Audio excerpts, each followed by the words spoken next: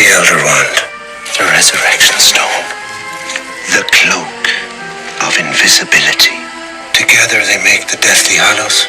Together they make one Master of Death. The last will and testament of Albus Percival Wulfric Brian Dumbledore. Do not pity the dead, Harry. Pity the living. And above all those who live without love. Hey everyone, welcome to Hogwarts, a podcast. Hey everyone, welcome to another episode of Hogwarts, a podcast. We are covering Chapter 15, The Goblin's Revenge. Dun dun dun. Very ominous title there. We do have Elizabeth with us. Hello everyone. And this is an interesting chapter full of... Everything? Everything. It's a roller coaster within itself, I feel like. We would also welcome everybody to 2025. We hope you've had a wonderful holiday season. And we hope this new year goes well for everybody listening to this. And obviously, if you've watched a couple of our socials or you've been following that, we've had our Spotify Wrapped results from the previous year. And once again, we are very, very thankful for everybody that has tuned in to this podcast. Mm-hmm. We were streamed in over 60 countries just last year alone. That's crazy. Which is wonderful. So thank you to everybody listening from around the world.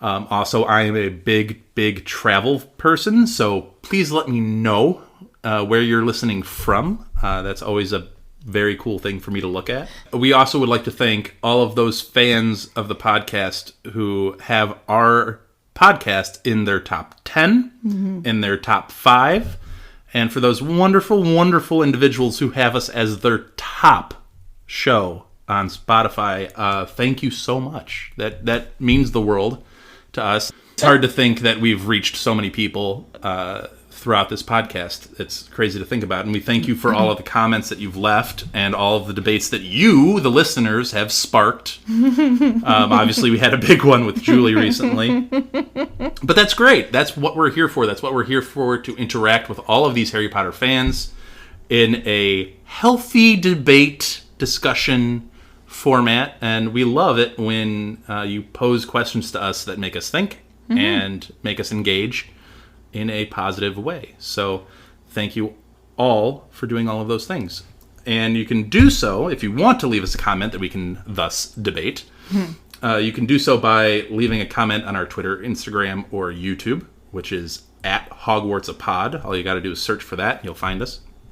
We might be in 2025 looking for additional ways to branch out on social media, so keep an eye out for that. Yeah, potentially looking at Blue Sky as one of the new social medias. Yeah, we might also look into Threads, but we'll get there. We're busy people. We're very busy people. We all have full-time jobs outside of this, so yeah, we're very, very busy.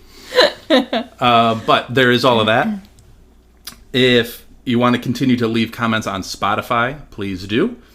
You can also participate in the polls that we have on Spotify. That's always interesting to look at. We might have some episodes once we're done with the books where we kind of go back over those polls and kind of dive into them a little deeper. So we will be bringing those back. So please vote in them. And they're still up. So you can go back to episode 1 and vote on that poll and everything in between. There's a lot of them. I am excited by the end of this to see what all the results of those polls are. There are some interesting results for sure. So it'll be exciting to go over those. But otherwise...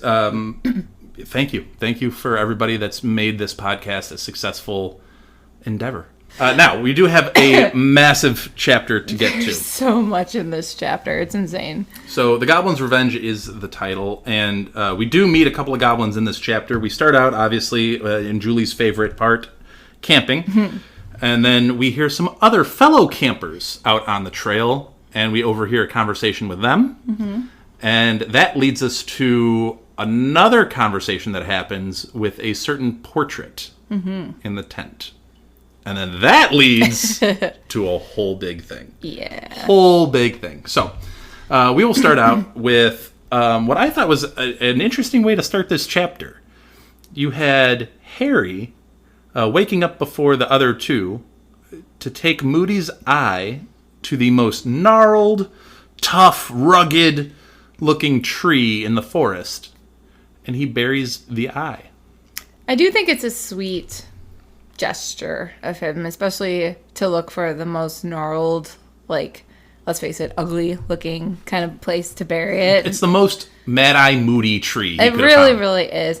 I just wonder why he didn't wait for Ron and Hermione. Because, I mean, we saw that whole chapter where they had their discussion about, is Moody still alive? Is he not alive? And trying to hold out hope for it. And it's like, they clearly cared about him, too. Sure. You had that scene at the Burrow. Mm-hmm. And it was a mourning scene. Everybody was mourning. Yeah, so, like, they'd want their chance to say goodbye, obviously. And I don't know that they have any less connection to Mad-Eye Moody than Harry does, really. Yeah. They were all students of his. They were all students. Well, they weren't even students of his. Yeah. He wasn't actually their teacher. So I'm just like wondering, why does Harry have the special connection to Moody that Ron and Hermione can't participate in? The only thing this? I could think would be like, well, I rescued his eye, so therefore it's my responsibility to bury it. Or maybe he was leading the protection of me, so I feel personally responsible. Maybe. But it just struck me as just like, that's super weird. The other thing that struck me as interesting is the fact that Harry marked the tree with a cross. And we haven't really had many instances without the series of references to religion.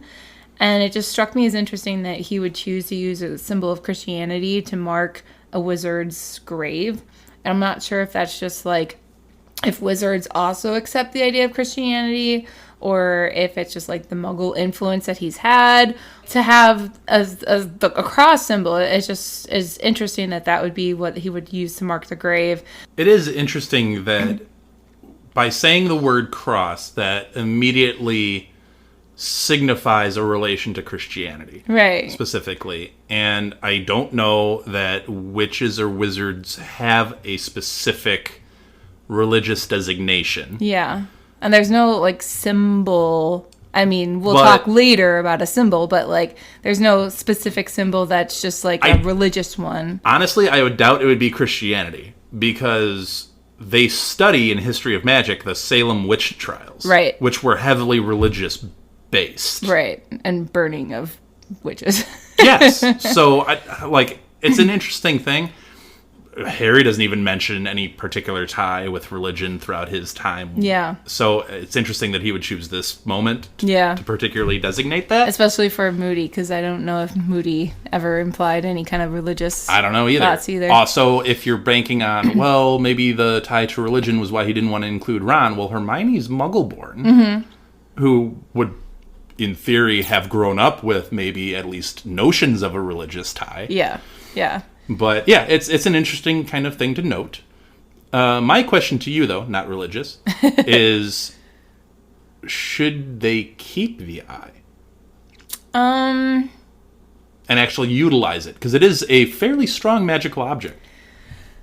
I guess that begs a question of how they would use it, because it's not like they're plopping it into any of their eye sockets. We know that it has X-ray vision, and that would certainly help them in the forest if you see for miles on end. We don't know how extensive of vision, like how long it was that Moody could see with it. It does seem like it would be a helpful tool. I just don't know if they would be able to use it in that way, because they would feel too weird about it. It'd be like, this was a person. They do decide that, hey, we shouldn't probably linger in any one spot for too long. So they pack up and they leave for a small town. Muggle town. A small Muggle town. And they're like, well, we need food rations, so we really should go into some sort of town and stock up on supplies. Pause. I'm amazed that was not part of Hermione's bag, of having like a whole big canned food supply or something like that. You know? She had initial rations. Yeah, but even then you would think that she would have a lot worth to go off of. We could talk more about food in the wizarding world a little later. Yeah. But yeah, no. So they at some point they would need to restock anyway. Even if it wasn't just food supplies, you'd have to, like, get maybe bandages for Ron. Yeah. Or, like, something. So, anyway, they send Harry out to go get these supplies as Hermione sets up the protective enchantments. Ron, still recovering from his injuries from the splinching. Mm-hmm. So, Harry disappears, goes to the town, realizes, oh no, this is not going to work. There are Dementors around this Muggle town. And he hustles back to the tent, and they're like, well, what's the deal? Why didn't you bring back food? Why didn't you bring back supplies? And he's like, out of breath, panting, like, Dementors, I couldn't do it. Ron addresses him with, well, who cares about Dementors? You can make a fabulous Patronus. Ones. And he's like, I couldn't. Yeah. I couldn't do it. He said it took all his effort just to get away from the town, too, because he was, like, frozen in spot with just the fear and dread. Well, we know how Dementors make him feel, and how they particularly drain the life force out of him more than maybe the average individual. Yeah. So that must have been a terrifying experience for Harry, being like, I can't do this. Imagine if he was under that invisibility cloak and he passed out. And then, like, Ron and Hermione came looking and they're like, Where is he? Like, that'd be horrifying. That'd be a really bad scenario. Really bad situation. Yeah. So given that, they were like, well, we obviously can't stay here if there are Dementors here. Mm-hmm. We got to go. They do start to pick at each other a little bit. Well, they've quickly discovered the fact that everyone knows is when you're hungry, you get hangry. And some of them get more hangry than the others, too. Yeah, so Ron, obviously, when they start to pick at each other, they each have their individual things that get them riled up. Ron is obviously very hangry. Mm-hmm. Hunger obviously spikes his animosity. His lesser qualities. Harry is feeling more hurt and embarrassed that his one defining magical characteristic that puts him above possibly the vast majority of the other wizards and witches in the wizarding world has abandoned him. Mm-hmm. And Hermione just feels super confused and anxious, which, if she's confused and can't figure out an answer, that makes her anxious, and she doesn't like that. And she's like, well, why didn't your Patronus work? It worked perfectly just moments ago in a possibly more dire situation. To be fair, she comes to the solution fairly quickly. She was like, wait, Harry, you have the Horcrux on, don't you? Take it off. Let's see if that makes you feel any better. And Harry's like, whoa, I did not even realize that I had this weight on my chest, that I felt clammy and cold, and basically like the same effect that Dementors have on him seems to be what this locket is having on him. And she's like, were you possessed? Do you think you've been possessed? I'm like, I remember everything, so no, I don't think so. But clearly having the Horcrux on for long periods of time is not good.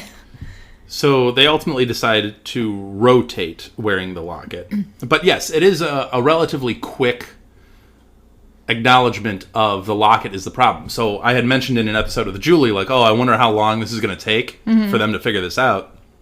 And, like, really quickly, they discover that the locket is the source of Harry's magical ineptitude in this moment. Mm-hmm.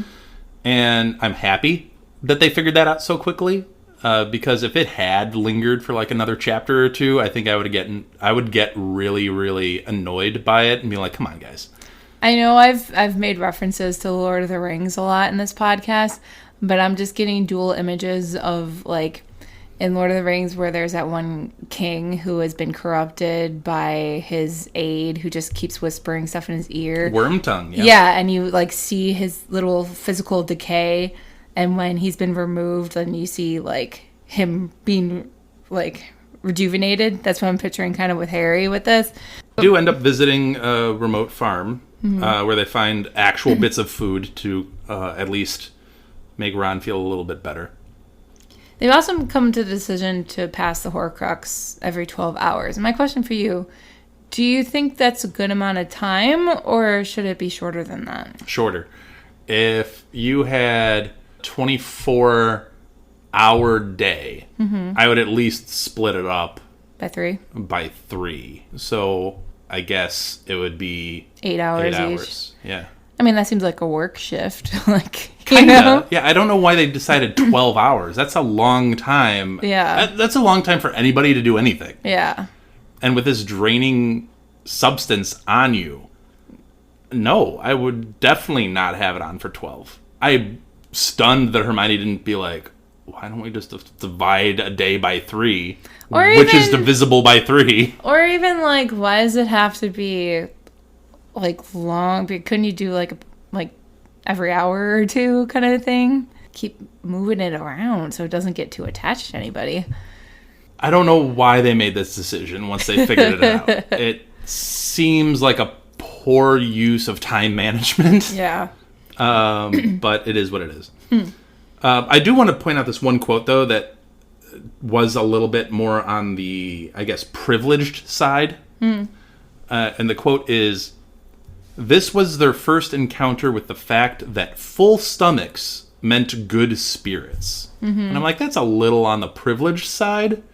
Really? This is the first time you're ever like, oh, man. Well, for Ron, certainly. For Yeah. Hermione, probably. Harry has experience. Harry recalls such feelings at the Dursleys. So literally, this is another example of the 3 of them having slightly different perspectives and points of views. Because, believe it or not, I know we talk about them as the Golden Trio and the Trio and the Trio and the Trio, and they're all together and they're together and they're together. That's great. They are individuals, though. Yeah.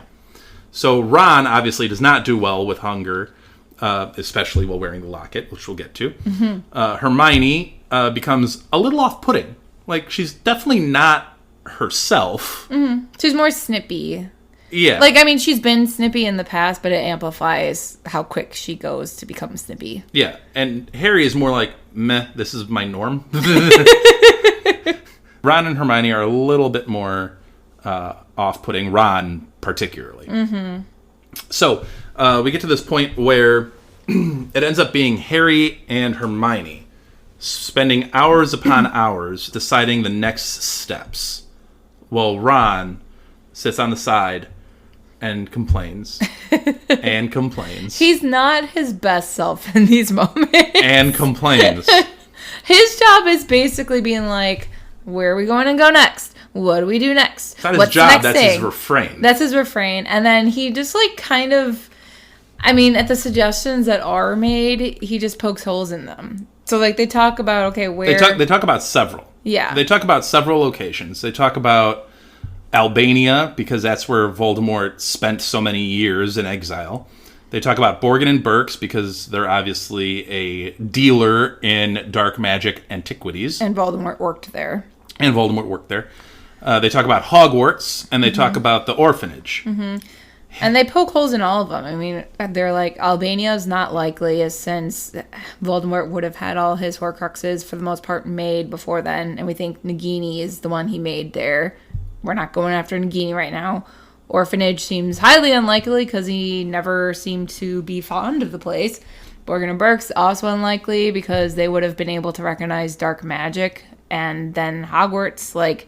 Harry thinks is the most likely, because clearly he had a connection to Hogwarts, same way Harry does, of that place is home. Harry makes an impassioned argument for Hogwarts. He's like, guys, this could very likely... This is right in... It is the best Voldy's possible wheelhouse. place. Yeah.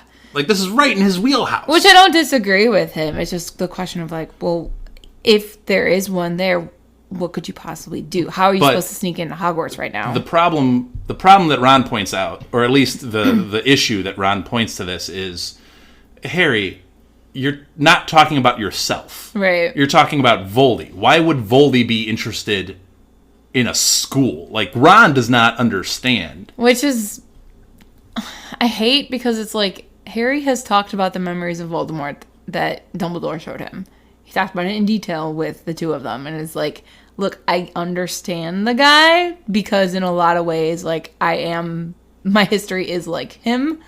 Hermione's probably, her pointing out the logic is probably the best argument against it. Hermione thinks Voldy was there to acquire Yeah. an object that belonged to a Hogwarts founder. Yeah. And doesn't believe, since he was so quickly denied, that he had time to appropriately search the school. Yeah.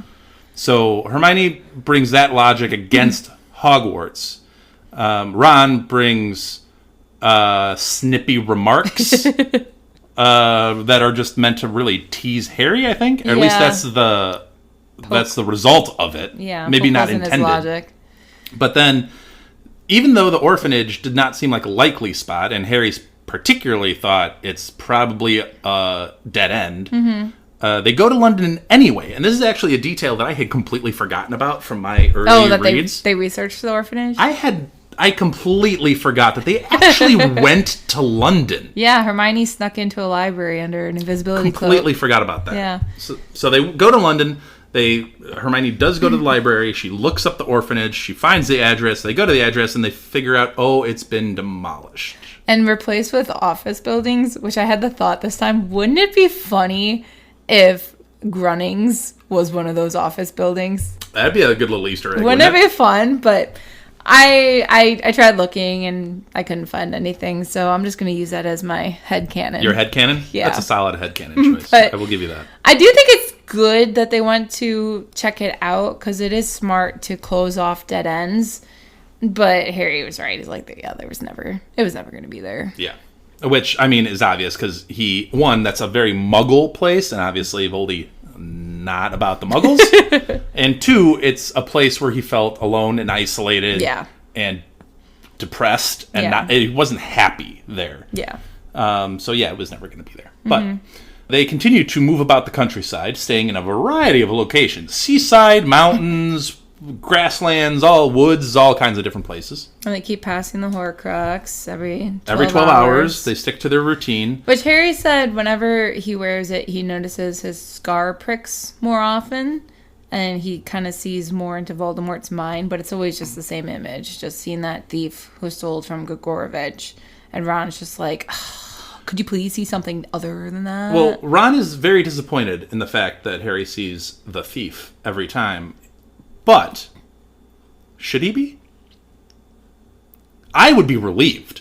Well, yeah, because if Voldy is seeing one thing and one thing only and the same thing every time, that means he's not seeing Arthur, that means he's not seeing Molly, he's not seeing my brothers, he's not seeing my sister. I would be pleased.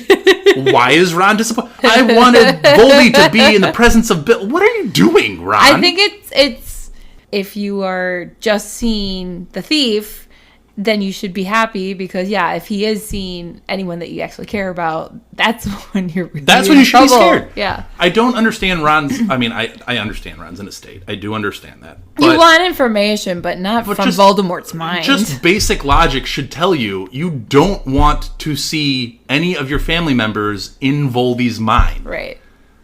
Harry says at the end of a chapter, now that thief is a target of Voldy. Mm-hmm. Not where you want to be. Mm-hmm. Come on, Ron. Were you really hoping to be like, oh, yeah, he's torturing Bill right now? Yeah. No, hey, at least that. I know. Yeah. Get out of here. Yeah. Anyway, so that's a stretch of just ridiculousness. But we're not done with Ron being ridiculous just yet. Days are stretching into weeks. They said the weather is starting to move into autumn, so I'm assuming it's like October-ish. I would also assume October. Which means we started this whole trio on their own in the very, very beginning of August. So this is month 3? Starting month 3-ish? Give or take. But only 1 month in Grimwald Place, though. So it's not like we've been camping that long. No, you're right. So 1 month into Grimwald Place. So we're probably actually only about maybe a month and a half of camping so far, because he says days stretch into weeks. He didn't say months. We know that they were still in Grimmauld Place when September 1st came. We know they took several weeks to plan out. They took 4 weeks. Okay, so really a month then, for camping so far? Probably. Not that bad. I feel like that's a safe bet. Harry does notice that he gets this feeling as though the other two are talking behind his back. Every time he enters the tent, they're huddled up in the corner, furiously whispering, and then he shows up. Yeah, and then they immediately stop. There's ever a sure sign that you are the topic of conversation. That's a little bit more than just paranoid anxiety. That's seemingly proof. So there is that.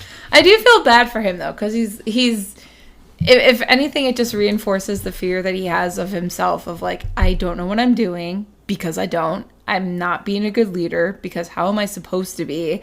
Like I'm just a failure here, and they think I'm a failure. But it's like, oh yeah, you weren't set up to be much better than what you've already been doing. Well, we get another argument amongst the trio. This is going to be number 2 on the argument count for this chapter. We get an argument based on Hermione's cooking. It gets me so angry. So we get into a little cooking in the wizarding world. This is cooking with Hogwarts a podcast. Okay? Cooking with Hogwarts a pod.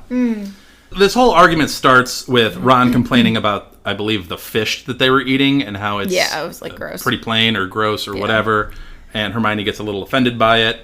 And Ron comes out with that wonderful comment about, well, my mother can do this, blah, blah, blah.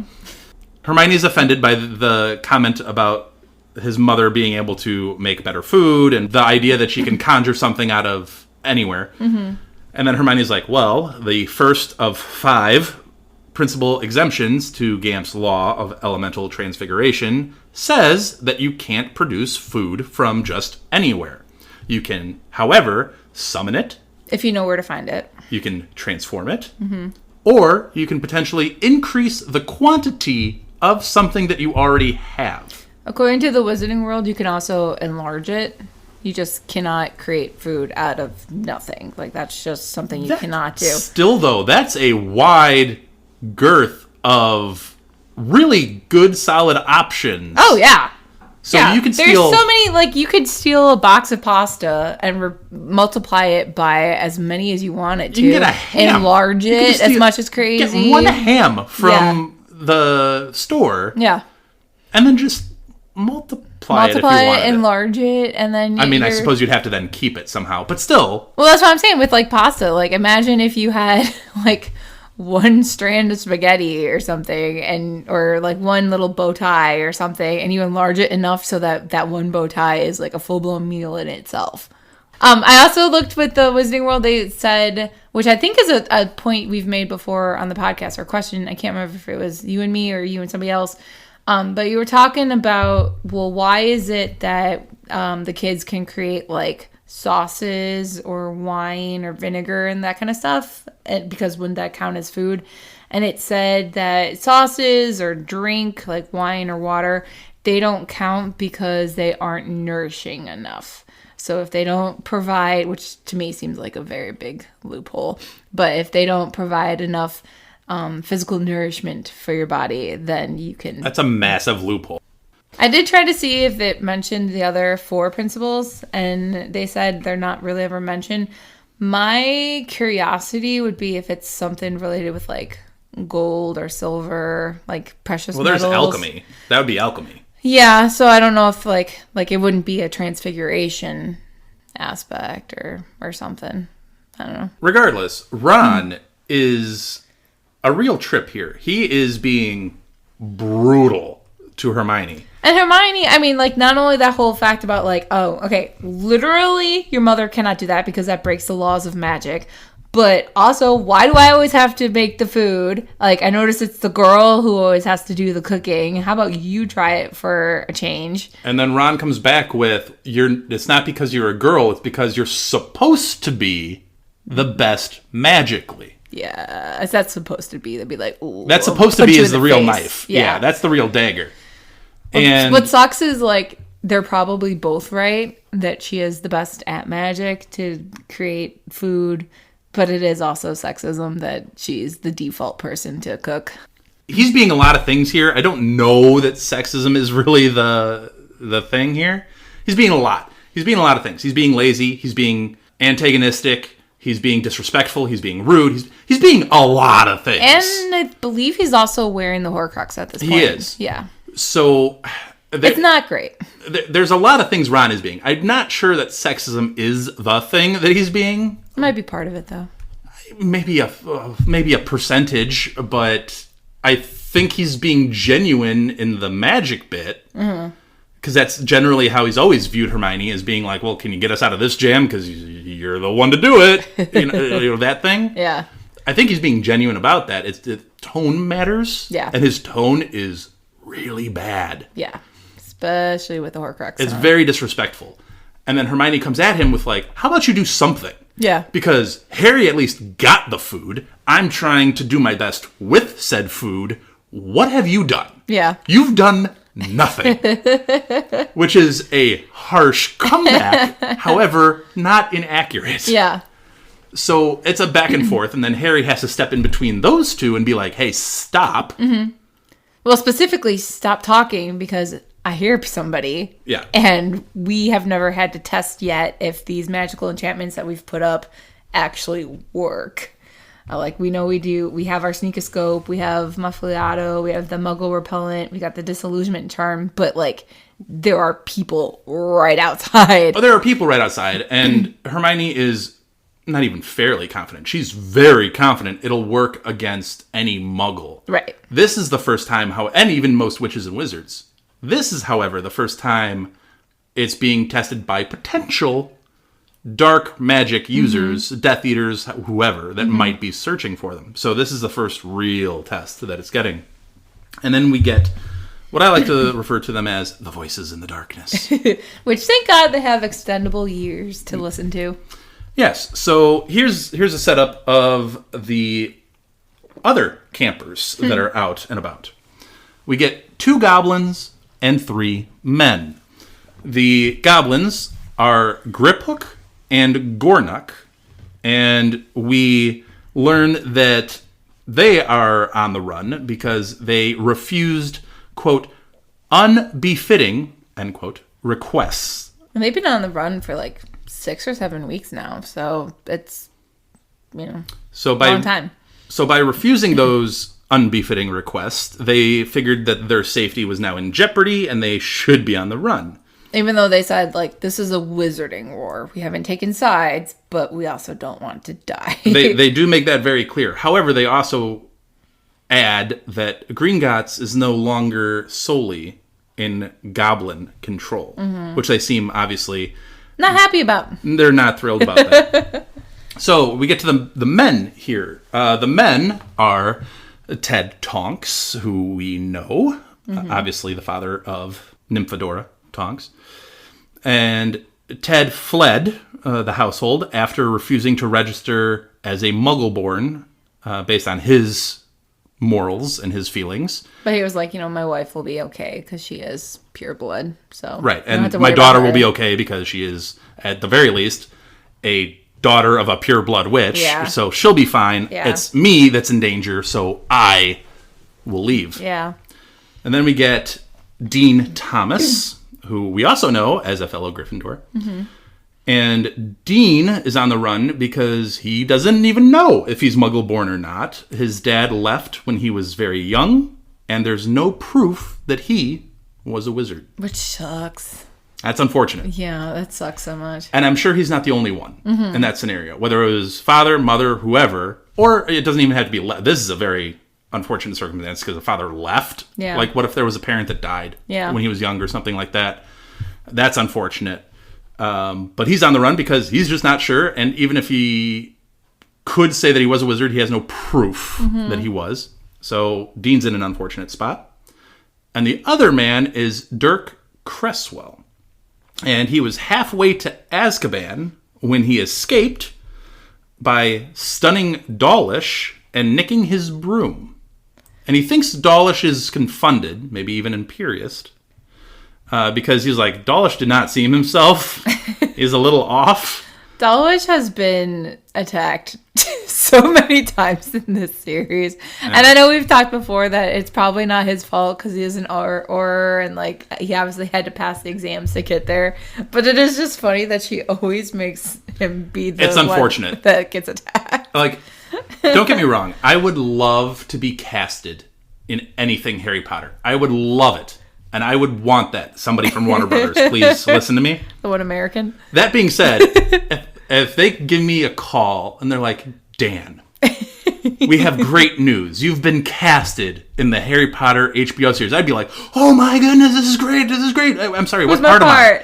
Oh, you're Dawlish. And I'd be like, wait, I'm sorry, am I the Auror that gets just pelted the entire time? First of all, I would love to be Dawlish. I would love to be anybody in that series. But no, it is kind of funny that... You just want to be like Yaxley or somebody. No, Dolohov, clearly. If I was going to be on the other side of things, Dolohov. But anyway. it is kind of funny that Dawlish is the Auror that gets picked to be the one that gets tossed around the most.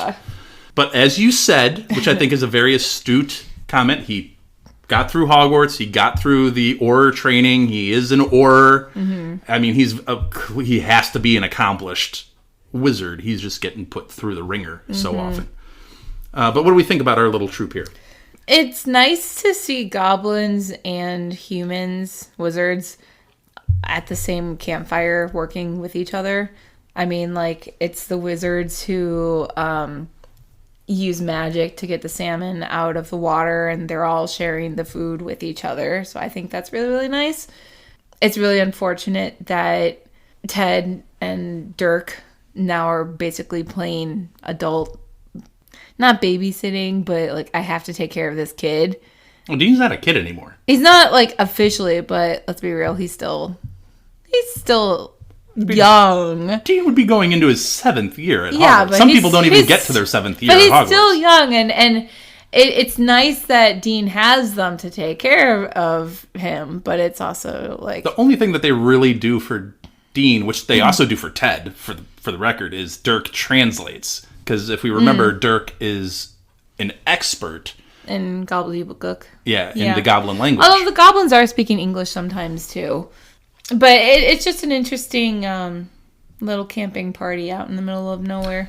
I think it does a really good job of telling you that even though this, according to the goblins, is a wizarding war... Everyone's affected. There's a lot of collateral damage. Yeah.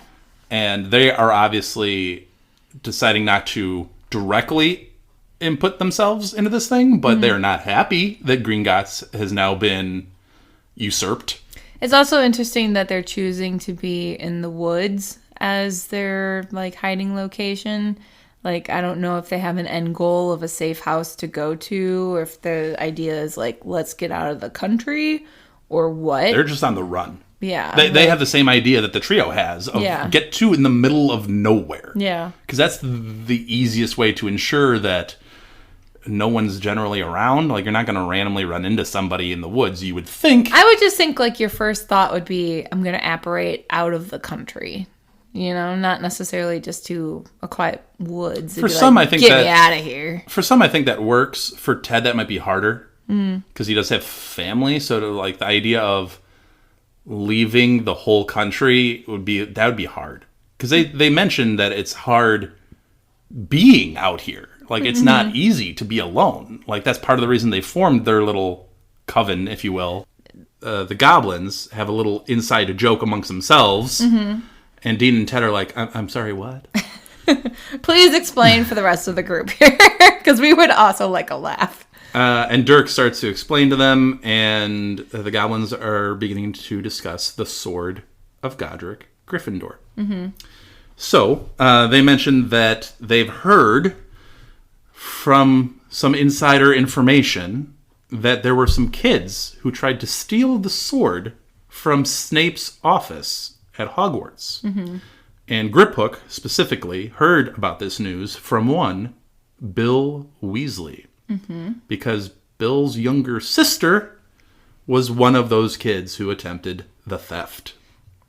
So, the kids were ultimately caught, and Snape sent the sword to Gringotts. However, according to the goblins, who would know goblin work, they would know. the sword at Gringotts is a fake. Yes. And they did not take it upon themselves to inform the Death Eaters that this sword is a fake. So for all they know, the Death Eaters are unaware that it is a fake. The kids, because everybody wants to know about the kids and are they okay, the kids were, quote, cruelly punished, but no serious injury that they know of.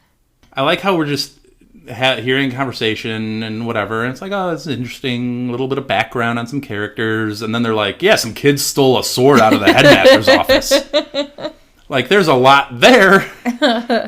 And if I were Harry and Hermione and Ron, I'd be like, I got questions. How'd they get into Snape's office? Like, how do they coordinate this? Like, what happened afterwards? What was the punishment?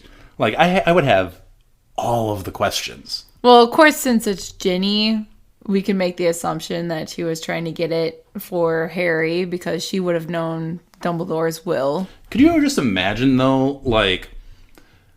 And we'll find out more about this a little bit later, but can you imagine Ginny, for example, since she's the one we know of at this very moment? Can you imagine Ginny being like, okay, what can we do as like a form of resistance? Like, I would love to see the alternate version of this book, and it's not following the trio, but following Ginny. It's following Ginny's path through I could Hogwarts. see her like walking past the swamp that Fred and George made and be like, yeah, I gotta resist too. What's gonna be my mark on Hogwarts? Do you think the teachers, like McGonagall or Flitwick, not are helping or aiding this, because I don't think they are, but do you think they're like giving her some insider info? Do you think McGonagall just happened to drop the password to the office? Like, The password is shampoo. like something? Snape would refuse the password of shampoo. Unless the gargoyle was just like, how can I make fun of Snape today?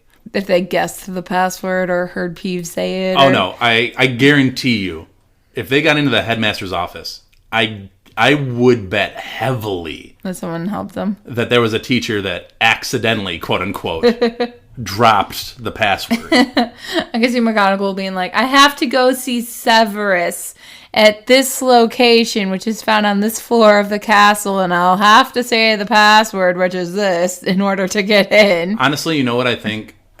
Again, Hogwarts has some finicky magic completely unto its own. Because obviously Umbridge couldn't get into the headmaster's office. Right. Right? When she, I guess, technically got the gig, even though she didn't. Hogwarts has some funny magic. So I don't know if Snape would set the password or if the gargoyle would just set the password. I know before it was Dumbledore, but he was the actual headmaster. So he would set whatever candy he wanted as the password.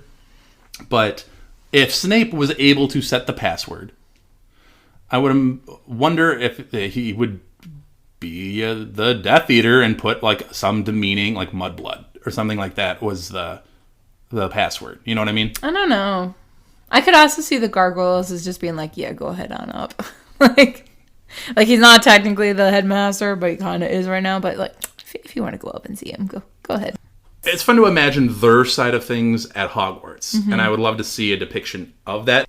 So after they get through the sort of Godric Gryffindor and all of that news, that if that wasn't enough to knock the trio back for a bit, they were questioning like, oh man, if the kids are still alive, that's an accomplishment. If the kids weren't killed and just cruelly punished, that's a positive, because rumor has it, not just even rumor has it, everybody knows that administration there at Hogwarts now is responsible for the death of Dumbledore. They're cruel. I mean, they are murderers and they torture people. Just generally. So Dirk is the one that questions if Snape or Harry killed Albus. Ted stands up and defends Harry immediately. Dean goes a step further and calls Harry the chosen one. Hey, I know Harry Potter. I've spent a lot of time with Harry Potter. I think he's the chosen one, or whatever they want to call him. Yeah. Dirk Cresswell here says that Harry should be fighting if he's the chosen one. He should be leading the resistance. He should be gathering people, uniting people. And the prophet made a strong case against him. And then that's when Ted stands up for the Quibbler and is like, you should be reading the Quibbler. Yeah, because it says the number one priority should be trying to help Harry. Right. In any way, shape, or form. So here's the thing, and I know we're not going to get into the whole... We're not going to do it. Are you sure? Because you're making me nervous here, sir. We're not going to do it. That being said, though, this does go to what I've been saying of Dirk Cresswell is a regular individual who's just living in this wizarding world. Mm-hmm. And I guess he's an educated... He's a ministry guy. Yeah, he's an educated, normal wizard in this wizarding world who's just caught up in this whole thing. And he has been fed lies that he's seeming to at least consider. He's seeming to at least consider these. Yeah. If he, as an educated adult wizard, is starting to believe some of this, I'm sorry, who are the family of, just regular people, not an educated ministry official, just regular people? They're probably not just starting to believe this, they probably believe it. Yeah, they probably already believe Harry is a murderer. That's a problem. Yeah. That's a real problem. The only reason Ted and Dean are standing up for Harry is because they personally know him. Mm-hmm. So the idea, I think this conversation specifically with Dirk, Dean, and Ted opens up the whole wizarding world of Dirk is speaking as the rest of the wizarding world. Hey, what's going on here? It's a little weird. If Harry's not what the prophet says he is, why isn't he front and center? Why isn't he out leading a resistance? Why isn't he doing this? If the prophet's making that compelling of an argument that this dude is believing, it must be a really good argument. Well, if he took 5 seconds to actually think, it would be obviously this kid is not out there leading a resistance because he's trying to stay alive. And just because you haven't heard from him doesn't necessarily mean he's not doing stuff to help the resistance. It's similar with Ron wanting to see images of his siblings in Voldemort's mind. It's if we see Harry Potter, then that means he's in trouble. Well, no. So here's the thing. It goes to a dark place when, Dirk brings up he should be leading the resistance. And then Ted, I believe, goes, he's probably just trying to survive, and he's probably Same doing way we are. Exactly what we are right now. And the fact that he hasn't been caught yet means he's doing a pretty darn good job, and we should be trying to do the same. Mm-hmm. And then Dirk was like, well, maybe they already have caught him. Yeah, and maybe they've already killed him. Yeah. We just don't know. And it takes a dark turn. But I think Dirk being an educated individual, like you said, maybe he should think for 5 minutes. Well, I think he has thought about it. And he seems to have bought a lot of the lies because they're making such a good case. No matter how educated you are, there's still a chance that you can get brainwashed. Yeah. Sure, but that's the thing. If this individual is being seduced by these lies, you can pretty well bet a lot of the average people are. Further shows why he should stay hidden, because if he were to come across some random wizard or witch who was just I believe whatever the prophet says, well, they could capture him, because guess what the reward is for him? Well, what you have to consider, at the very least from Ted and Dirk's point of view, is they're adults. Mm-hmm. They lived through the First Wizarding War. Who was the major individual in that Wizarding War? Albus Dumbledore. Mm-hmm. Where was Albus Dumbledore? Hiding in some woods somewhere? No, he was leading the resistance. So their view... Yeah, but the difference is they see Harry as a child. No, I get that. But their point of view is, if you're leading the resistance, you need to be leading the resistance.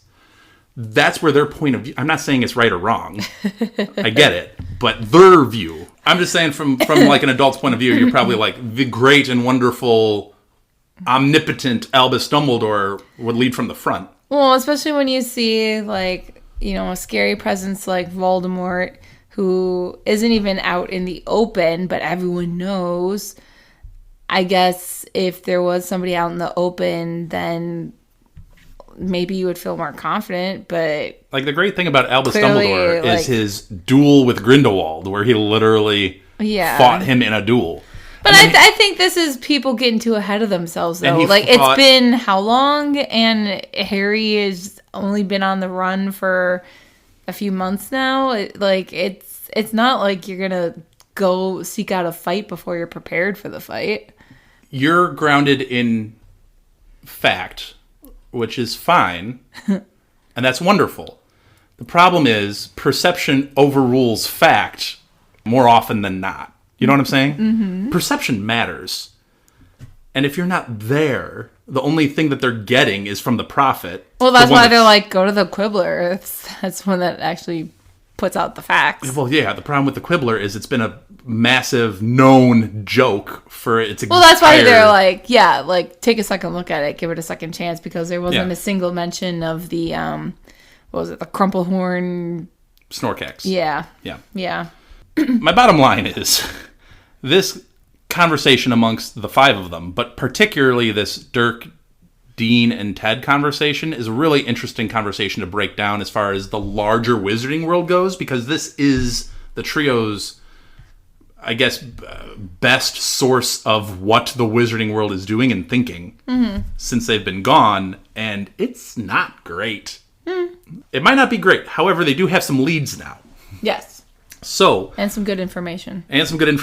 So Hermione runs to her bag in the tent and goes armpit deep into this bag. That's a literal, actual description that they throw in there. Yeah. Like, she is to her armpits in this bag. And she pulls out the portrait of one Phineas Nigellus. And I love the fact that Phineas is so snarky with making an appearance, because they're like, Phineas, can you come out? Hey, Phineas, talk to us, please. And he's like, please would have been nice in the first place. Like, he's just so snarky. If I was a portrait, like, by all means, I'm just going to behave the way I want to, deal with it. I can't believe I'm defending now Phineas Nigellus, but he's a proud man, and he's being beckoned by children. Like, adults now. So for those of us who have played Hogwarts Legacy, we know the type of headmaster he was. He wasn't a huge fan of children. No. Heck, you don't even have to play Hogwarts Legacy. We know what kind of headmaster he was from these books, because he's not a big fan of children. Mm-hmm. And we know that he is a proud individual who's the headmaster of Hogwarts. He comes from a proud family, and he was like, beckoned into my own portrait. I'm just imagining being a portrait and being in the office of the headmaster and just hearing from, like, behind you somewhere, being like, Phineas, come talk to us, Phineas. And you're like, It's a big roll of the eyes. Oh, yes. Big roll of the eyes, big groan, and be like, I guess. Especially when they say please. So Hermione, thinks fast enough to obscure his vision. I love it. Right out the gate. So she performs a spell that essentially paints like an eye covering over him. Blindfold over him. That he can't, like, get off. So he's, like, blinded, so he can't see who he's talking to or where he actually is. Yeah. Hermione asks him about the events in Snape's office. And Phineas says that Ginny, Neville, and Luna were the students involved in the heist, which... It was like a mini Dumbledore's Army reunion. Well, yeah. So, I mean, I'm pretty sure everybody listening, if this is their first read-through of this chapter, probably could have still guessed... that it would be those three. that it would be those three. But they still had those coins, those charmed coins Hermione made. I'm sure they communicated with them. I'm sure they're leading the resistance. Mm-hmm. And although Phineas, not very complimentary towards at least Neville and Luna. But the punishment that they received was they were sent to do work with Hagrid in the Forbidden Forest. Which Harry is like, oh, well, we're good. Yeah. Oh, we're fine. Yeah. We're fine. We're all good. But I mean, like, he's been in the Forbidden Forest plenty of times. Well, they're together and they're with Hagrid. And with Hagrid. I mean, that goes back to the very, very first detention he had. Wasn't it him, Hermione, Malfoy, and Neville, right? So it was... This is the best possible result. Yeah. They're not getting their hands broken open by, for stealing something from the headmaster's office. Yeah. And that headmaster is Snape. Yeah. And this is what and you Snape get? knows what their relationship is like with Hagrid. Yeah, well, like I think everybody does. Everyone knows. It's not like they had Umbridge's quill ripping open their skin. It's not even like they were cleaning like the trophy room without magic. They weren't scraping out bedpans. This was nothing. Snape was definitely talking all that tea with the other Death Eaters, okay? He was like, this girl was dating Harry Potter for like 3 months. You need to watch him, or you need to watch her, okay? Because they had something, all right? But we can't touch her because she's a pureblood. But yeah, anyway, I'm spelling all that tea. Anyway, so Hermione asks if the sword was removed at all from the office. And Phineas laughs and was like, you do realize the sword doesn't require cleaning of any kind. Yeah. Like, it repels dirt. And furthermore, it actually imbibes that only which strengthens it. Mm-hmm. So it can take on only that which makes it stronger. Which is a really cool feature when you think about it. For a sword? It's amazing. Yeah. Yeah, it's like really, it's not just like, I'm sure they do. I'm sure they make like Goblin made like watches and stuff like that, which would be really cool. But this is a sword. I just imagine like in any video game to have something like that can take on the strengths of those it defeats and be like, whoa. That'd be pretty awesome. Yeah. So yeah, he dismisses Hermione's comment and is just like, you're ridiculous. Yeah, Muggleborns. So Phineas says that Albus can't come into his portrait after Harry asks, like, hey, can we see Albus? Can Albus come in for just a second? Can we talk to him? I'm glad he asked it, though, because that would have been a really nice, like, cheat code. Yeah, it's a valid question, even though Phineas shoots it down immediately by, like, that's not how portraits work. Yeah. Or at least ours. It's not how our portraits work as the headmasters and mistresses of Hogwarts. Yeah. We're not like Sir Cadogan, okay? We're a little bit above that. It seems like, I mean, this is a different portrait. Like, maybe Dumbledore could walk into the portrait that's within the office, but since this is a separate portrait in another location, he can't travel to that portrait. Possibly. So they do ask Phineas about the last time he saw the sword out of its case. Mm-hmm. And Phineas was like, yeah, it was some weird moment when Albus, broke a ring with it or something. Whatever that was about. I don't know what Albus does in his spare time. Dude's weird. I don't know. I loved when they were like, was Snape aware of this? And he's like, Professor Snape has more important things to worry about than Dumbledore's eccentricities. Yep. So, and then that's how he leaves his portrait. Yeah. And they shove it back in the bag and zip up the bag, and Hermione flings it into the far reaches of the tent. Uh-huh.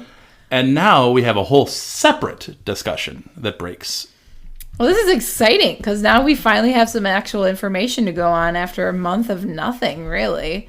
We know now that the sword of Godric Gryffindor can destroy Horcruxes. If Albus used it to destroy the ring, and Harry knows what that ring is, and Hermione knows what that ring is, mm-hmm.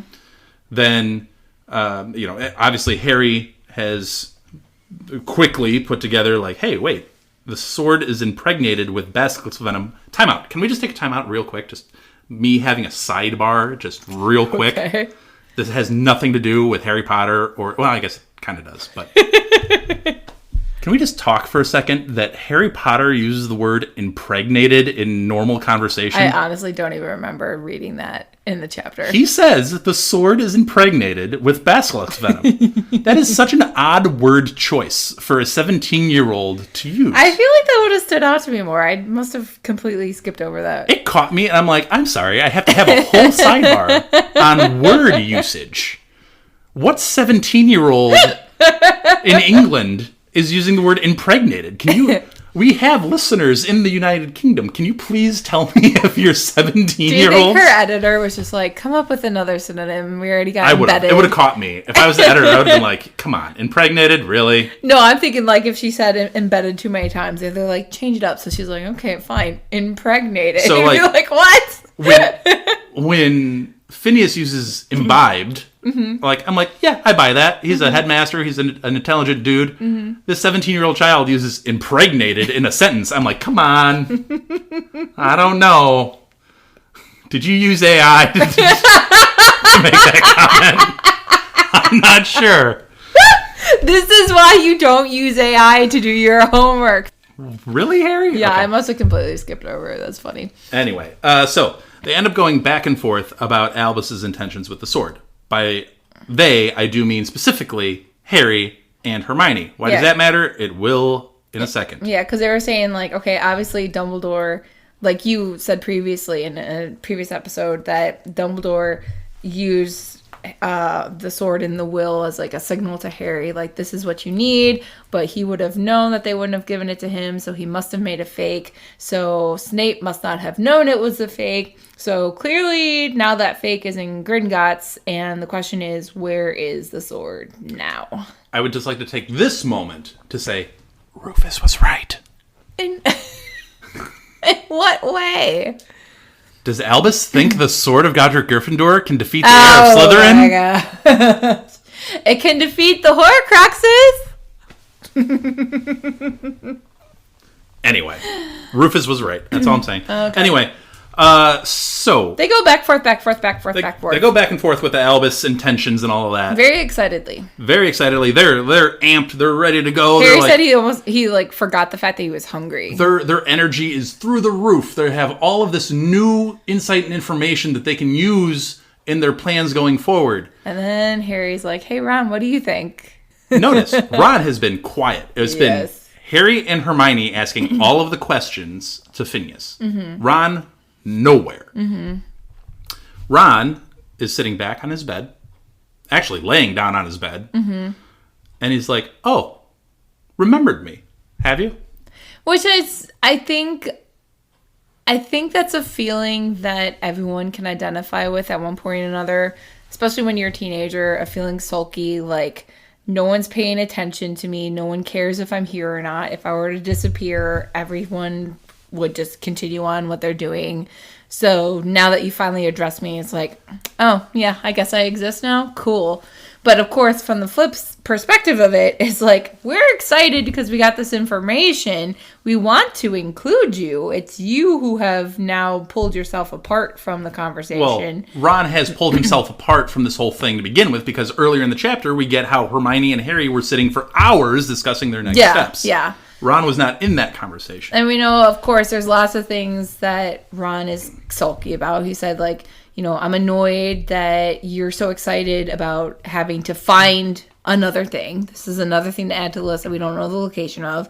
But arm still sucks. I'm still cold. I'm still hungry. And you clearly don't care about the information that we just heard. Like, they mentioned my family specifically, my siblings.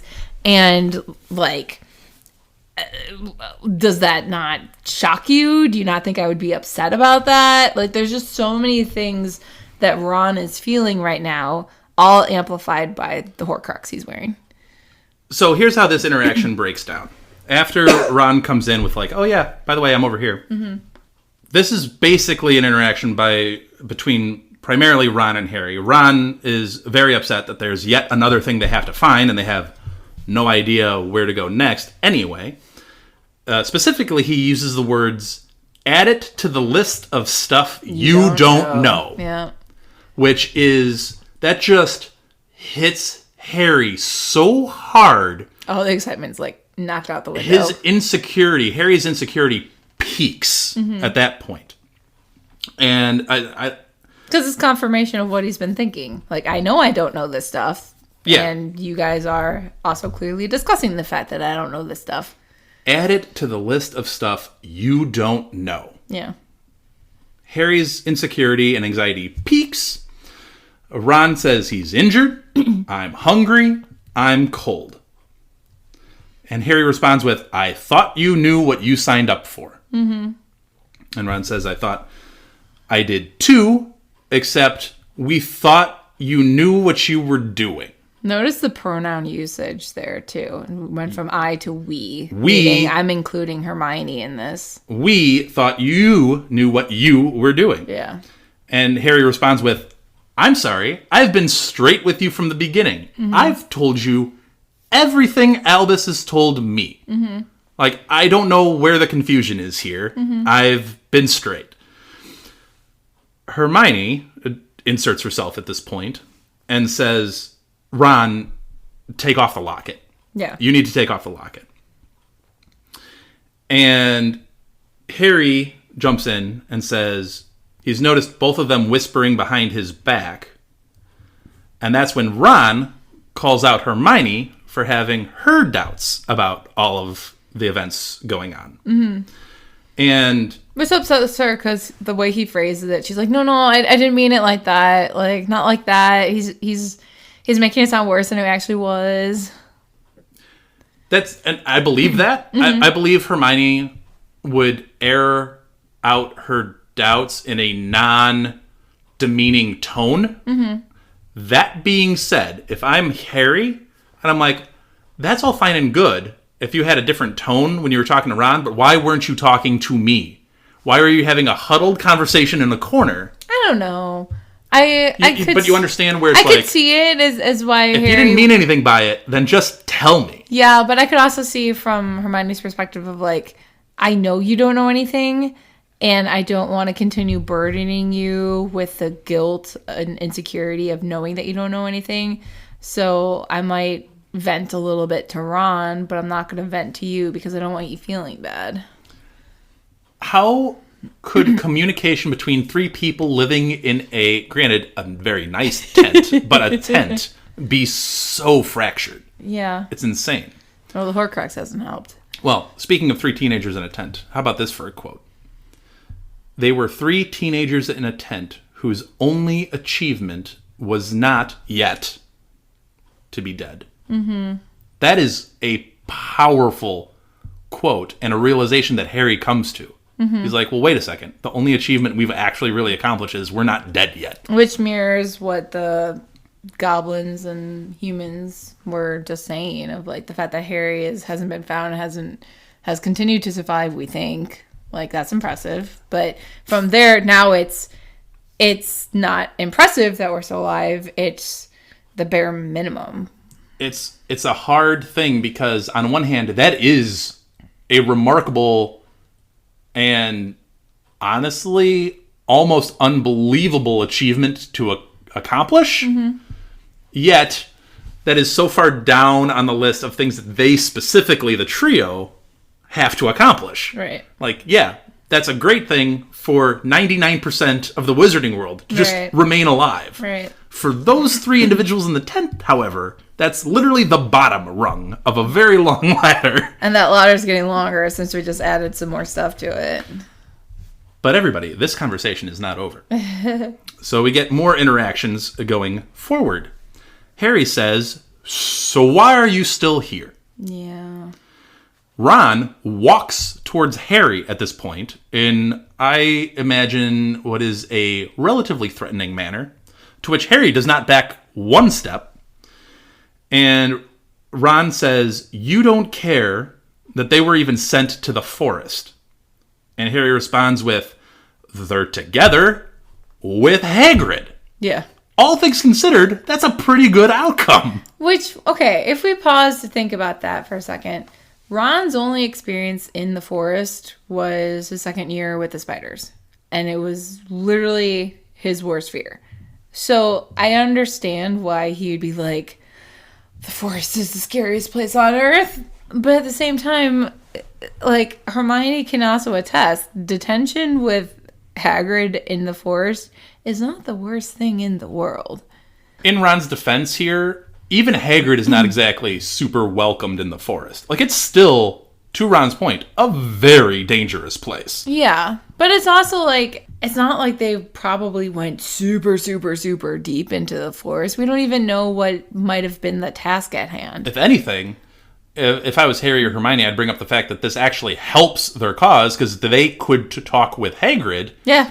And they can conspire. Like, yeah. The four of them could share information and actually do more for Maybe Hagrid's the one who gave him the password. Maybe. But they could do that.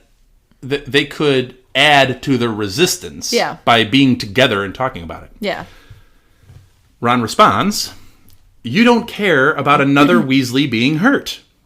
This time Hermione chips in with, "Ron, they know Bill is scarred. A lot of people have probably noticed George's ear is missing. Yeah. And you're supposed to be homesick, really badly sick. Yeah. So, yeah, everybody knows that the Weasleys have been in some rough shape here lately. Mm-hmm. So, that's not really a fair target." That's a logical argument that he doesn't want to hear right now because he's too emotional. Correct. Ron comes in with maybe the most disrespectful thing ever said in any of these 7 books. He says, "It's all right for you two, isn't it? Your parents are out of the way." And Harry responds with, "My parents are dead." Yeah. It's not a good exchange here. No. No, it's not. We'll dive into that. We'll finish up here because we're almost done with the chapter. So we'll double back on this. But Hermione ends up having to shield them from each other. Yeah, because they're going to attack each other. They were going to full on wands out duel. And Harry said they were looking at each other with so much like disgust and despising. Harry says, and I want to get the verbiage right because these are visceral words. They're not just words; they're visceral words. Mm-hmm. Harry felt a corrosive hatred towards Ron. Something had broken between them. Harry says, "Leave the Horcrux." Ron takes it off, flings it to the bed. Ron says to Hermione, "Are you staying?" And Hermione says, I think she's shocked by the question even, and says, "Yes, I'm staying. That's what we had promised." We promised us, so we're going to keep our promise. Ron leaves. After being like, "So you choose him." Ron leaves, disapparates. Hermione finishes the night crying in a chair. Mm-hmm. Harry stares blankly at the ceiling over his bed. Mm-hmm. And that's how the chapter ends. We have a lot to discuss in that second wave of an argument. So obviously there were 3 big arguments at the beginning. You know, we had and they just kept escalating throughout the chapter. And that first one off the top, the second one about the food, and then this one had 2 waves where it just escalates and escalates and escalates to this climax. Yeah. Of your parents are out of the way. My parents are dead. Which it's interesting that like clearly this has been a worry of him that his parents are in harm's way. But it's not like anything was specifically said about Arthur or Molly in that goblin wizard conversation. It's just like a fear that's clearly there. But for it to come out in that way is like, oh, sir, read the room. It's so inappropriate. And if we're talking about this, and we're talking about the Golden Trio, right? Mm-hmm. Ron, Harry, Hermione. There's some stuff we have to talk about with Ron in a very real way. And the first thing is, if I am in this situation, and I'm speaking for myself here, I'm not speaking for you, I'm not speaking for whoever's listening to this. For me, with this interaction, if I was Harry and I had this interaction with a friend of mine or my best friend, I don't care that I know he's wearing the locket or not. He's saying some things that I don't know that you can take back. Do you think that'd be the end of the friendship? It'd be on life support. Yeah. Because no matter what, I would rather have just dueled him with the wand. Because words are hard to forget sometimes. You might even forgive them. Yeah. But the fact that you can't forget them ever, like the things you said, I don't know that I can forgive those. Yeah. And then that, like Harry says, a corrosive hatred. Not just a hatred. Corrosive, meaning it's constantly getting worse. It's literally deteriorating. Mm-hmm. It's a hatred that just kills everything around it. Which, of course, we do know is affected by the Horcrux, affected by the Ron, lack of he's not food. even wearing the Horcrux at the time. Well, I mean, he's just been under the influence of it for hours on end, so it probably takes a second to... Yeah, but this is different. Yeah, but in general, like, the general mood of them, I mean, it's... Like, if we consider the timeline, so Ron was technically with them from August through maybe early November, maybe mid-November latest, with only October through November being this camping. So that month and a half-ish of being cold, being hungry, being scared for your family, not being properly healed, having to wear the Horcrux, feeling like you're not accomplishing anything. I get why that would be the mood that would be seeping in like a poison for all three of them. But again, it's only a month and a half. And this could be years before they actually find all the Horcruxes and defeat it. So, like, I think Ron just wasn't being realistic with himself of realizing, like, yeah, this is a long process. Also, the thing with the Horcrux... It doesn't implant thoughts or amplifies. feelings. It amplifies. Yeah. So these thoughts and feelings are what Ron actually thinks. Yeah. And when you look at it from his side of like, yes, I have parents who are in harm's way. Hermione, yours aren't because you've modified their memory. Harry, yours aren't because they're dead. It's a horrible thought, but from his perspective, you can understand why he would feel that's a worry that only he can have, and it's not fair that he's the one that has it. But you're right, from Harry's perspective of like, I'm not worried about my parents because the man who wants to kill me killed them already. I've had your worst fear come true for me, and I've lived with it my entire life. You've had 17 years of your wonderful mother cooking wonderful dinners for you over holidays and whatever. Yeah. I haven't had that with mine. Yeah.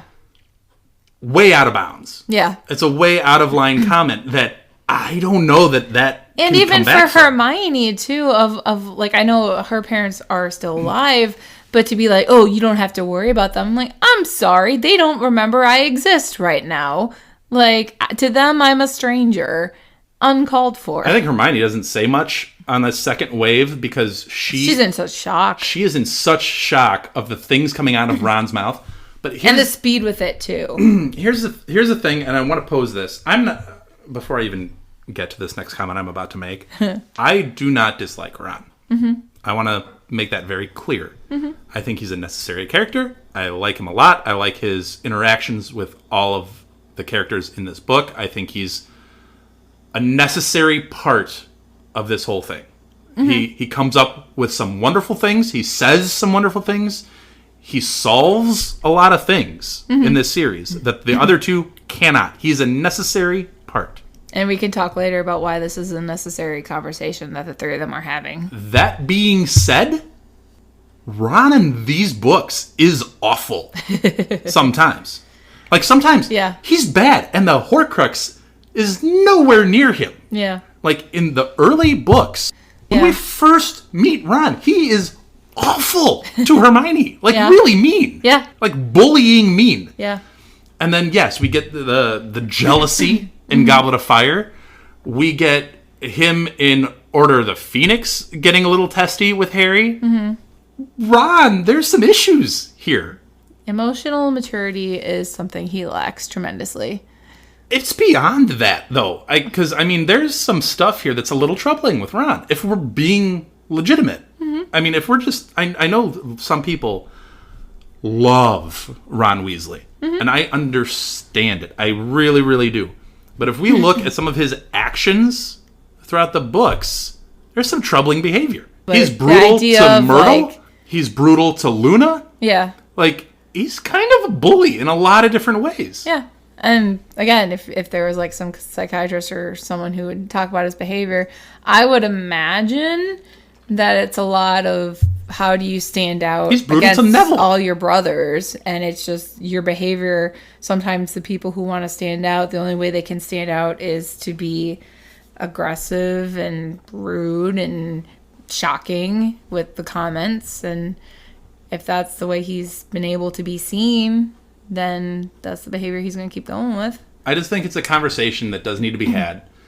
And, I'm willing to have those conversations with the I don't want to call them Ron apologists, but the Ron fans that are so gung-ho about him, because I think it's I want to have an honest conversation where it's like, we acknowledge all the good that Ron does, and there is so much of it. But there is some stuff that is borderline inexcusable that he does. And this might be the worst of it. It's like, it reminds me of those, like, toxic significant others or someone in their anger, you punch a hole in the wall, or you are cursing at somebody and you're screaming and all that. It's like, you have got to learn how to handle your emotions, specifically your anger, and remember that the people you're talking to are people who love you and vice versa. And having your anger come out in that toxic way is not doing anyone any good. It's an interesting set of arguments in this chapter to break down. Yes, Ron is wearing the locket during this chapter, during these arguments. I don't want to give him that pass.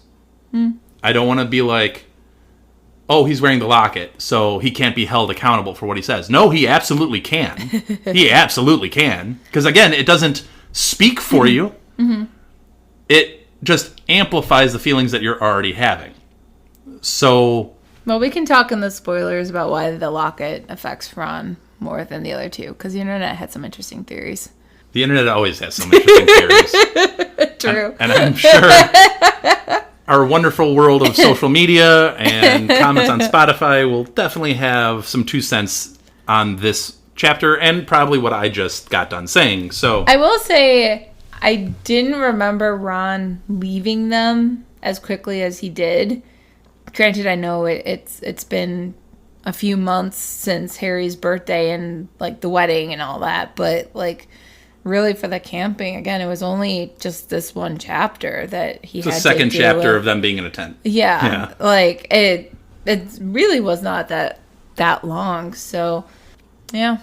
Well, on that explosive note, we will pause it here and get to our spoiler section, where we do have some topics to discuss.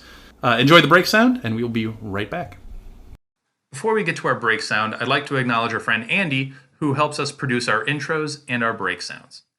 If you want to hear more of Andy's work and like Formula One racing, check out the Outlap F1 podcast. It's your one-stop shop for Formula One news, insights, race previews, and reviews. You can find them wherever you listen to podcasts, and they even have a YouTube page. So check out Andy, Cody, John, James, and Deanna, and join them on the Outlap. Dobby has no master. Dobby is a free elf. All right, so we are back with the spoiler section of Chapter 15, The Goblin's Revenge, which, by the way, we didn't really talk about the chapter title at all. The Goblin's Revenge was actually them not telling the Death Eaters about the sword being a fake. Yeah. That's what the Goblin's Revenge refers to. Which, of course, like, in this chapter seems like such a small detail.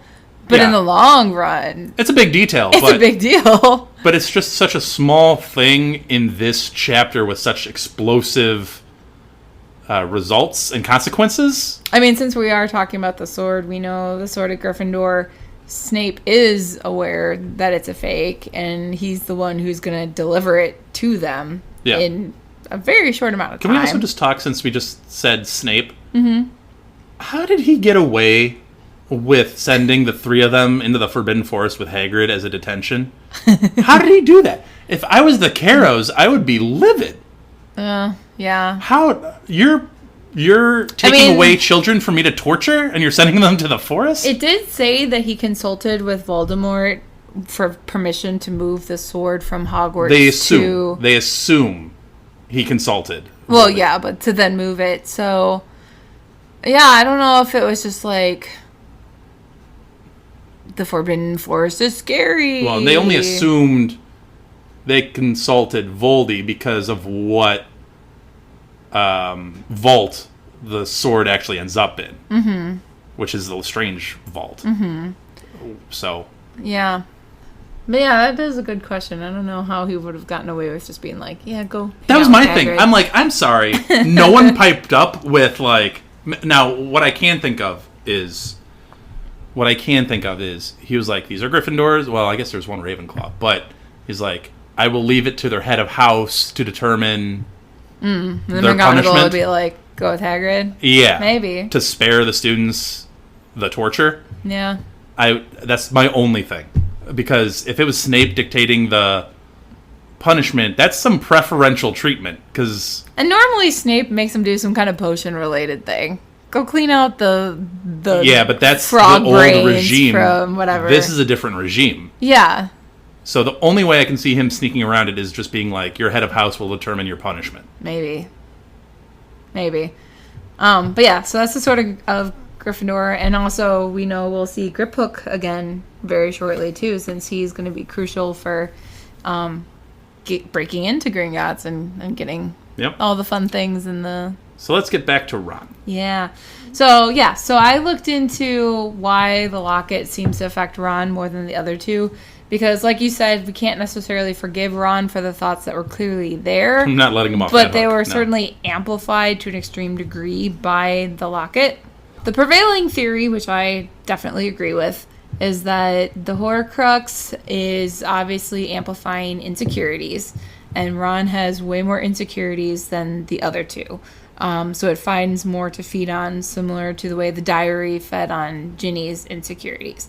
And we know, like, Ron has these insecurities. We've seen it since book 1, that it's just, there's so much to go on.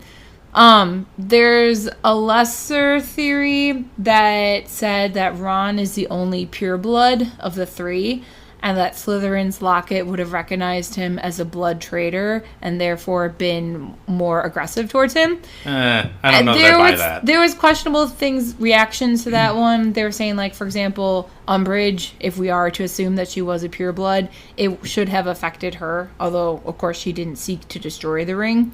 Or the locket. Sorry, I'm thinking Lord of the Rings again. But it would also be illogical because it wasn't the Slytherin part of the locket that's affecting them. It's the Horcrux part of the locket that's affecting his emotions. So that one I don't really buy as much. Another theory that was discussed was that Ron lacks the willpower to resist the same way Harry and Hermione do. And they were talking about, like, you know, Harry, he has the resistance to the Imperius Curse. So clearly he has that willpower and strength to fight back.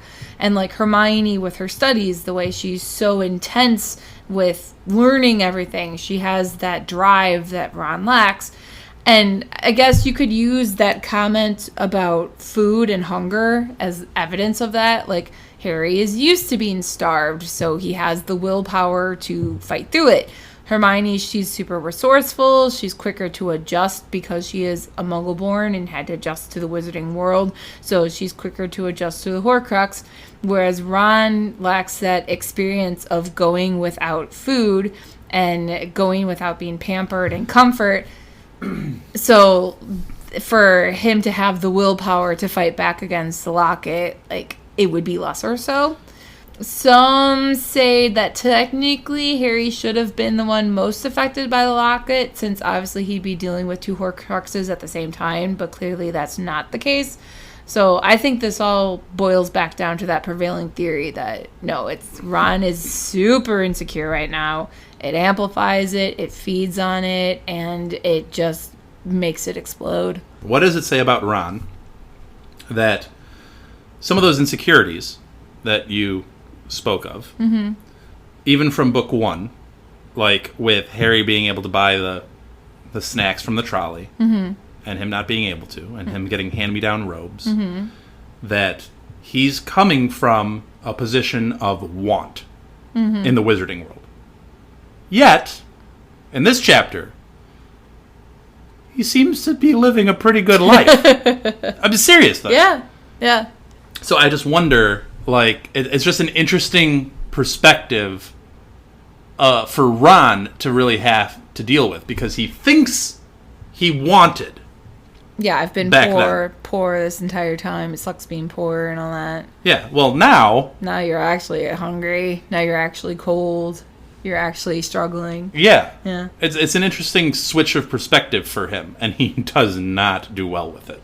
And then there's other insecurities that we can feed into as well. We know later on that, like, the locket tries to say that Harry and Hermione should be together instead of Hermione and Ron. They're going through, I think, all three of them.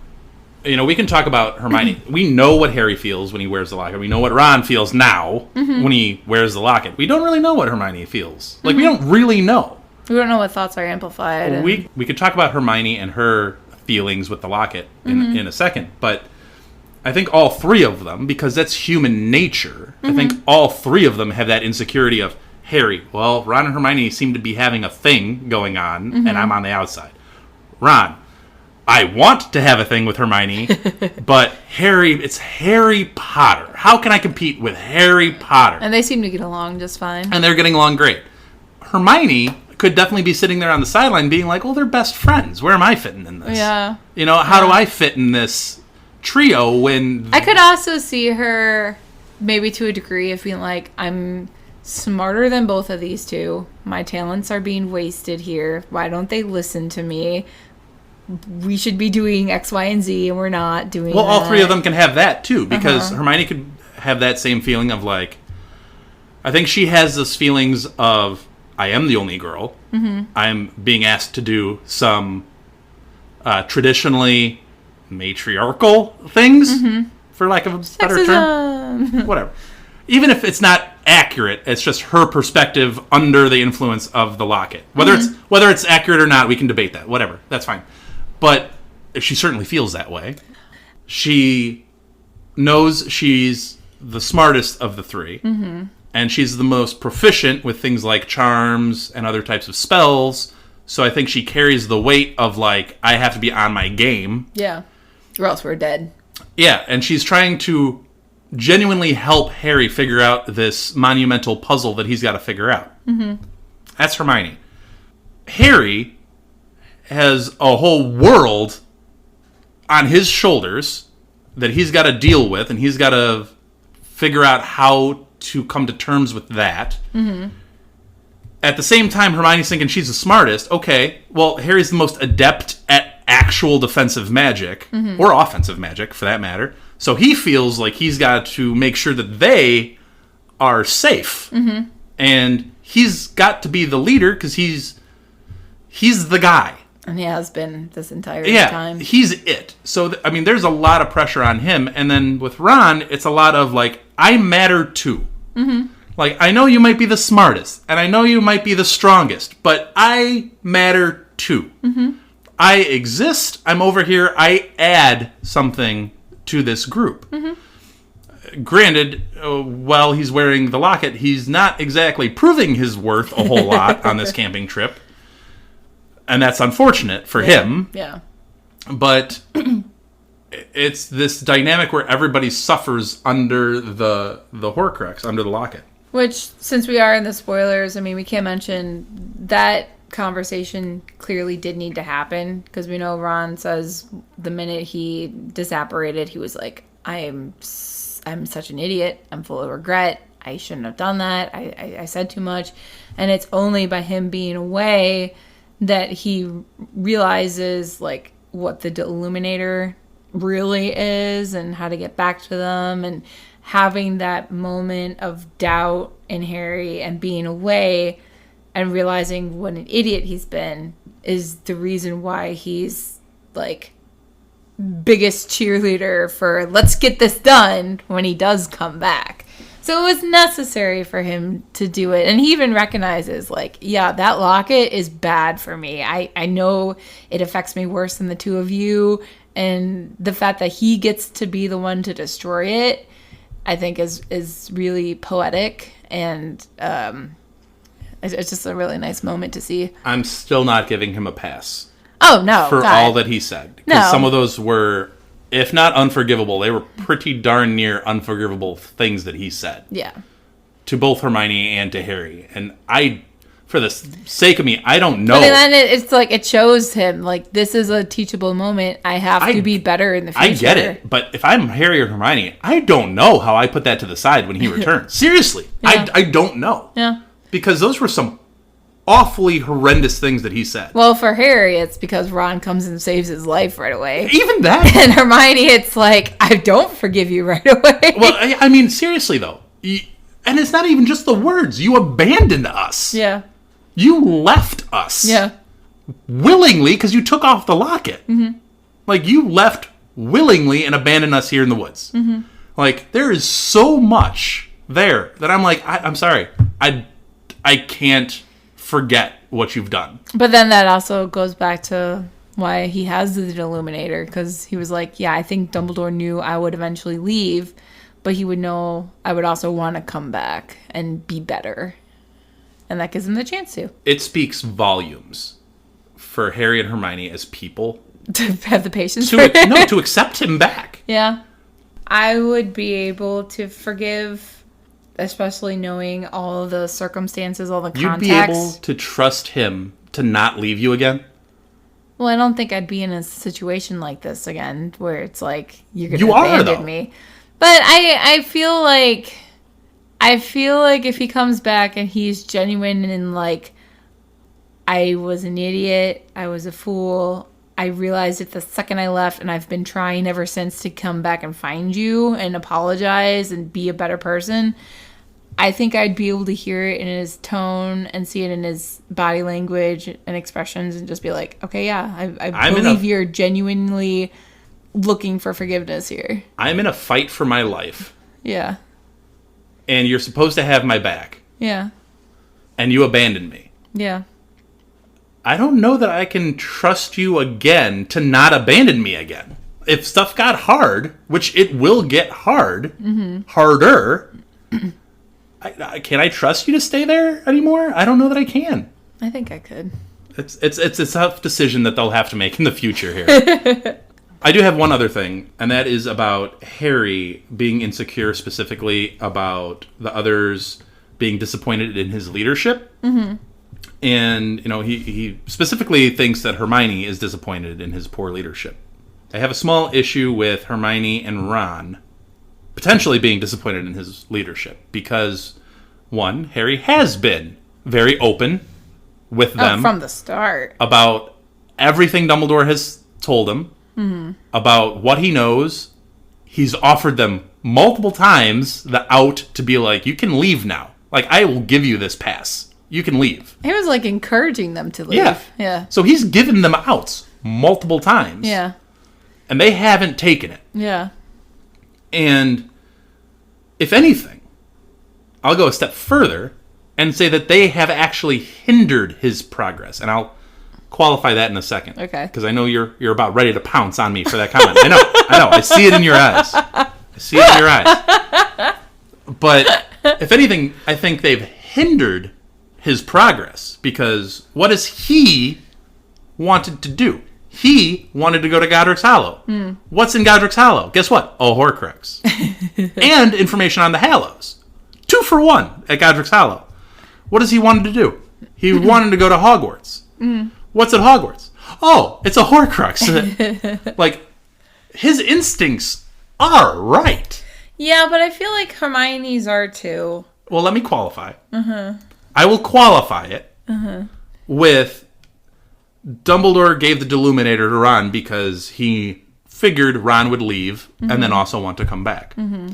Well, he's also banking on the fact that Hermione will slow Harry down. Yeah. And be like, hey, He's wait. too impulsive. Let's take 2 minutes to think about this before we actually do it.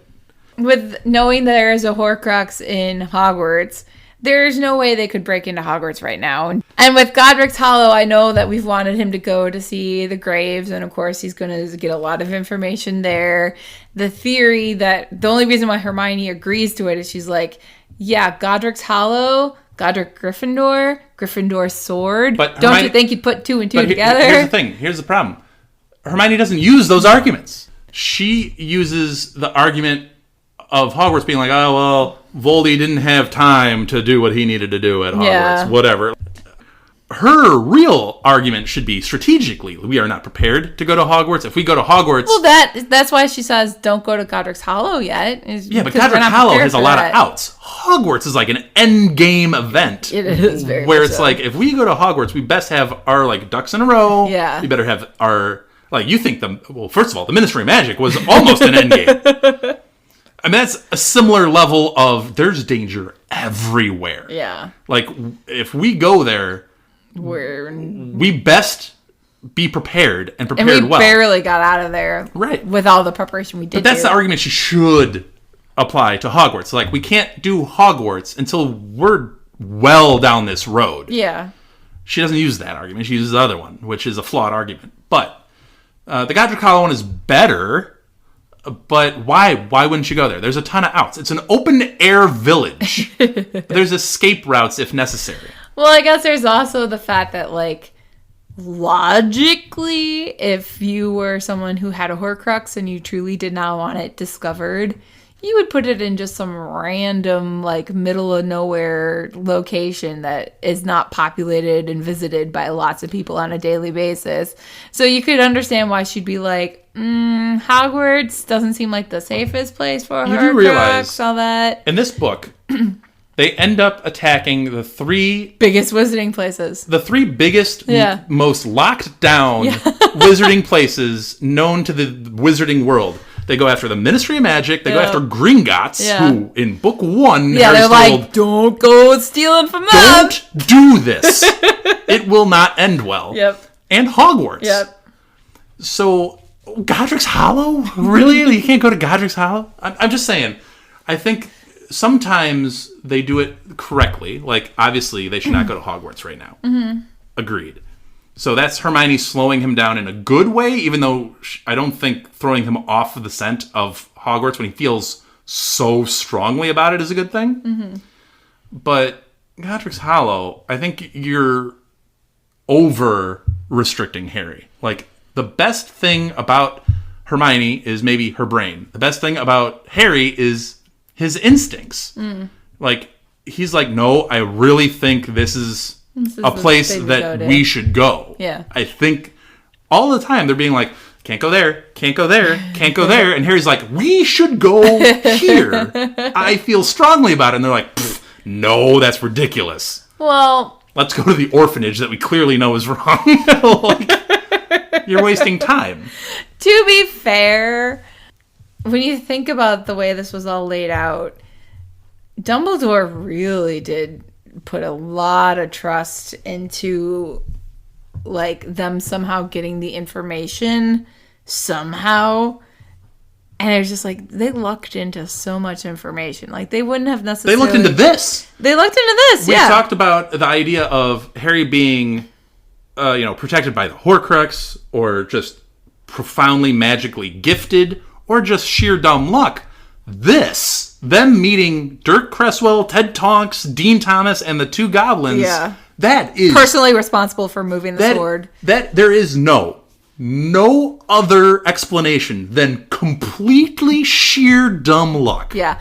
And even when you look into the future with, like, the idea of them going to talk to Lovegood, like, why would they have ever done that? Like, there was no reason for them to have ever talked to him before. Like, Dumbledore couldn't have predicted that at the wedding there would be one little instance where they talk about the symbol. Like, yes, maybe Hermione would have put somehow together the idea of a Deathly Hallows symbol, and maybe one of her books somewhere would have, like, gotten more information into it. He laid or something. He laid the groundwork that, for it. but it's like, where would they have gone to get more information about it? If he didn't give her the Tales of Beetle of the Bard. But even then, like, you're still trusting... Her to figure out a massive riddle with very few clues. Yeah, because she said, like... I mean, it's only the symbol is inked into the book, and she just thinks it's an eyeball. It's also because he also knew the Ministry was going to look over this stuff, and despite what a lot of people apparently think, the Ministry is not full of just a bunch of dumb people. Well, he spent a month looking at it. You'd think he'd notice something. Right. But then also, I guess, to your point of go to the Because there's Godric's Hollow, because we're going to see that symbol again on specific graves. Right, but he can't put direct clues. He can't be like, in his writing, be like, read this story on the Tale of the Three Brothers story. Yeah. He can't do that. He's relying on Hermione to have a bunch of the only clues being context clues that she knows that somebody at the Ministry who's very intelligent, very good at their job, can't possibly know. Yeah. That's what you're banking on. Which, again, Godric's Hollow, and that's when they find another symbol, and they're like, hey, this might be a thing, blah, blah, blah, blah, blah. Okay, great. They should have gone to Godric's Hollow before, but okay, whatever. We're fine. Yeah. But then also, like we said, like, there's so much luck. Like, the locket, I mean, we know that he assumed it was going to be in the cave, but for them to be able to hunt it down and get it from Umbridge... There were better ways to go about doing that. Things can still be moved around. Like, Dumbledore could have planned for a Horcrux to be in a specific location, but then if Voldemort decides to move it, well, what are you going to do now? Like, there's just so much luck behind this whole we'll end this podcast with the truth that we have a lot of debates. We have a lot of back and forth. Yes, we dive entirely way too deeply into this book, and we're creating our own headcanon in some cases, and we're just having a lot of fun debating everything, words in a book. Yeah. And the real answer, the honest real answer to a lot of our debates is just plot armor. Like, it has to happen. It has to happen to have an entertaining, creative book that we enjoy reading multiple times.